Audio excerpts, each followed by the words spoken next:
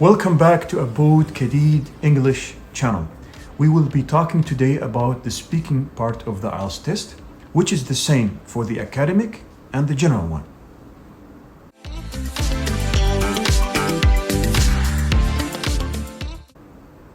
The first part of the speaking section comes in a short answer format.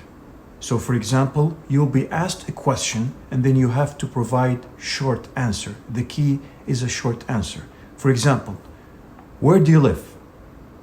Do you live in a house or an apartment? You would answer, I live in a house. What is your favorite room? Where is your favorite room in your home? I live in a house and my favorite room is my bedroom because it is the place where I can relax. So basically, you produce a short answer with a complex sentence, which is where I can relax. Another example, what do you do on the weekends? Do you like to be a journalist? Have you attended a birthday party? When was the last time you attended a graduation?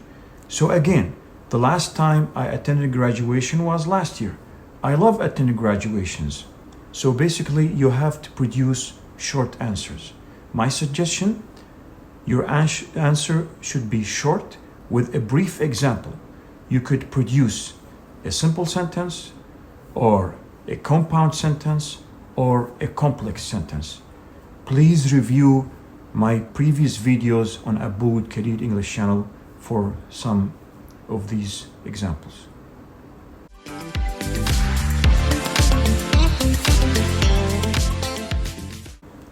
The second part of the speaking test, actually you will be given a pen and paper or a pencil where you can plan out your time because it is called the long run. And this is the time where you can show your fluency. Remember what I said in the first part? You build and develop your confidence.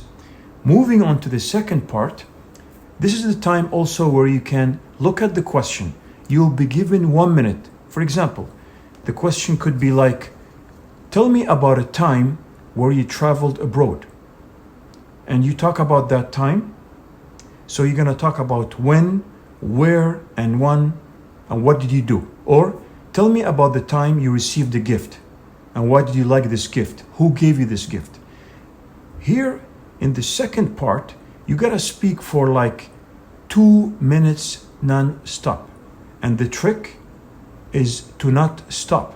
Because the moment you stop, say after 1 minute and 50 seconds, and you tell the examiner, I have nothing more to say, you lose marks. So make sure you go all the way till the end of the question. And it's like a story, you know, it's like talking about your birthday gift that you've ever received. Look, I'll give you an example. Who is the best teacher I've ever had? Well, so I take the piece of paper, I spend 1 minute, I write out my notes, answer the WH questions. When, where, who, what.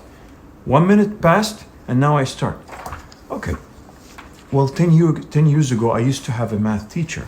He was a very good teacher. He used to give us a lot of examples in the class. And from time to time, we used to go out all in teams and groups. So basically, I'm just giving you here examples about the long run.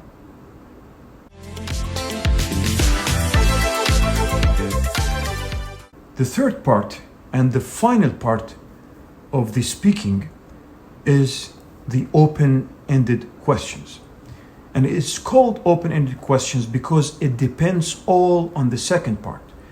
So remember, when we talked about the best gift you've ever received, the third part will ask you open-ended questions about, gifting, what kind of places do you buy gifts from? Do you like brand names, to buy gifts from? Do you like to go to special stores to buy gifts? Do you like cheap gifts? Stuff like this. So basically open-ended questions, and it may develop to a certain way where, they ask you about international countries, providing gifts, helping each other. So it could be very broad. The key thing to ace the third part is you have to really focus on the question. And one important thing to help you out here, and it's good news for you. You are allowed in the third part to ask the examiner to repeat the question if you don't understand. If you don't understand the question, tell the examiner, could you repeat that for me? The examiner must paraphrase the question and tell it to you in another way so you can answer the question properly. So this is your chance to ask the examiner to repeat the question for you.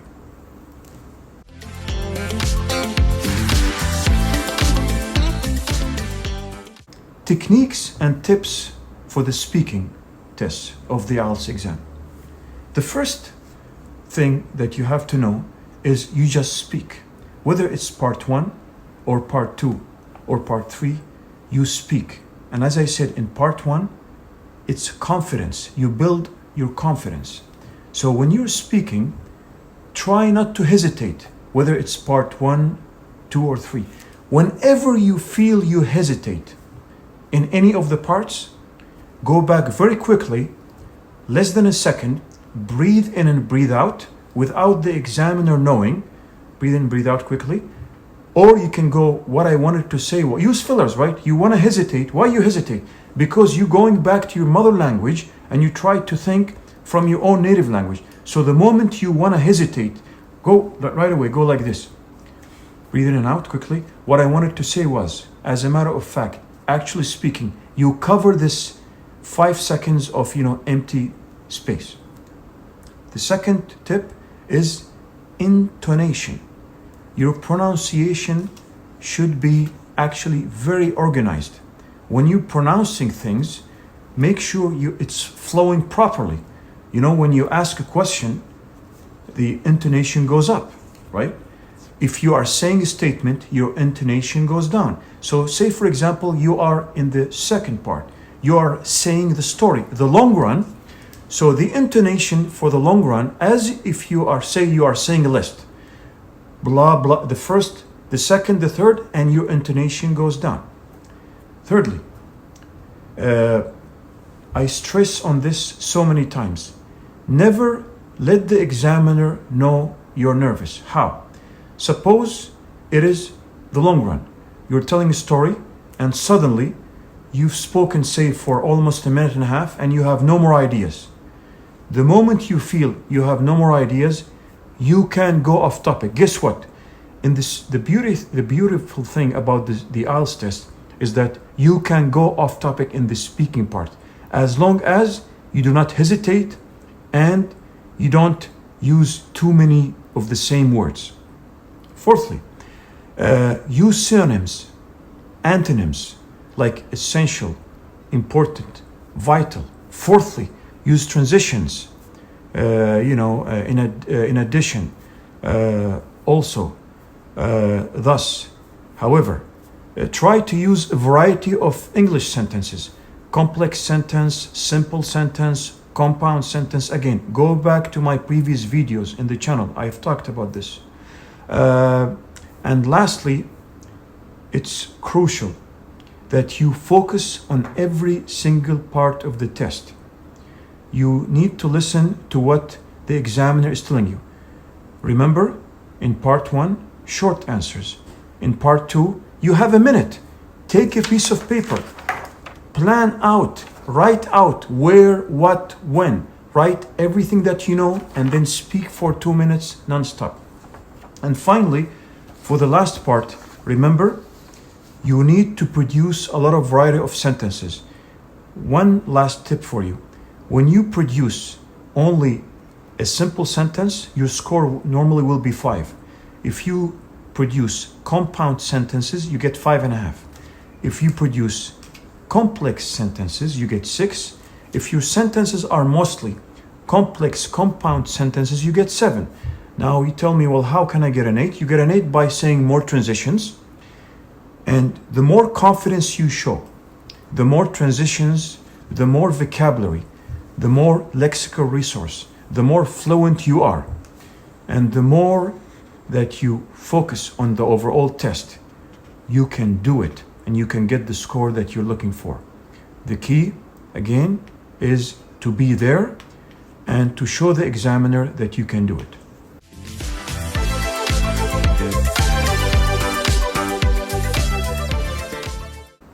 They say practice makes perfect. How do we practice? First of all, the best practice is to look at yourself in the mirror and repeat yourself.